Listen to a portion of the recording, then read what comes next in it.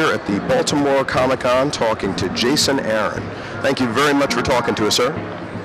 Thanks for having me. Now, you are absolutely the hottest thing going in comic books today. You know, you had X-Men and Wolverine, and you know, but the basis of this stuff is this other work that you've done, Scalped, and The Other Side. How did you come up with Scalped? I mean, you know, the whole business of a story that unfolds on this Indian reservation and the depth to it. Where did that come from? Well, I did The Other Side for Vertigo, which was the first big project I'd ever done. Right after that, I pitched a small group of books. Scalped was one of those. I knew I wanted to do a crime book. I love crime series. My editor, Will Dennis, is a big crime guy. And it just clicked. I mean, the Native American history and culture is something I'd been interested in for a while, and I'd never seen a book quite like Scalped. You don't see many stories at all set on modern day Indian reservations, so just all kind of came together. In terms of The Other Side, my cousin Gus Hasford was a Vietnam vet and novelist, and he wrote the book that Full Metal Jacket was based on. So kind of through researching his life and hanging out with some of his old friends and fellow vets, that's kind of what inspired The Other Side. It's kind of 3 years of my life where that was pretty much all I was reading and working on was his life, and ultimately that led to that book. I have a lot of vets come up to me at shows. I have a lot of comic fans come up to me who say their dad was in Vietnam, and you know, it's something they never really talked about, but they're a comic fan. They bought this book and gave it to him, and you know, their dad read it and really liked it. So stuff like that is really cool. You know, vets. I mean, the Vietnam War even today is still a very controversial subject. It's still something, especially the guys who are there, feel very strongly about from a lot of different perspectives. So, you know, it's hard to get those guys to agree on anything. So yeah, to have what feels like a pretty overwhelmingly positive response to that has been great. Well, you know, ditto with Scalped, because as you pointed out, stories that take place on Indian reservation, you know, dealing with Native American characters, you just don't see that, and especially not in comics. What sort of feedback have you gotten regarding Scalped? Can you talk a little bit about that? Yeah, I mean, the response to Scalped has been great. You know, it's the same thing. Again, I'm a white guy from Kansas writing a book that's set in South Dakota on a Indian reservation. So there's some people who aren't going to like it just based off that. There's some people who don't, you know, not going to like Scalped because of the subject matter. It's a very gritty book. It's a dark and rather depressing book at times.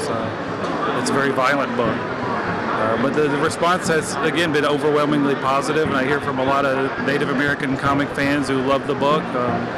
And yeah, and Scalped is the whole reason I have a comic book career. That's what led to me doing all the Marvel stuff that I'm doing right now. Well, what's it like doing this Marvel, you know, because now you're doing the conventional superheroes, you know, which is kind of light after some of the stuff that you were doing earlier. How does that feel?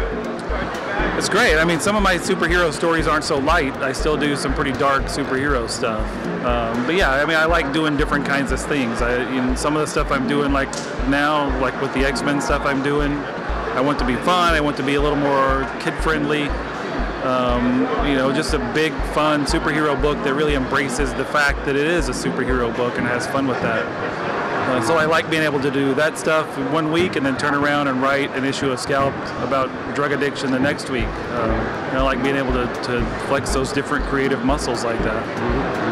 Now, I heard, and I don't know whether this is accurate or not, you might be coming to a conclusion with Scalped. Is there any truth to that? Yeah, I think that's pretty much out there now, that issue 60 will be the last one, which has always been the plan, or been the plan for a long time now. So it's, you know, we weren't canceled. This was me ending the book when I wanted to end it. You know, I've known the ending from the very beginning, from when I first pitched the book.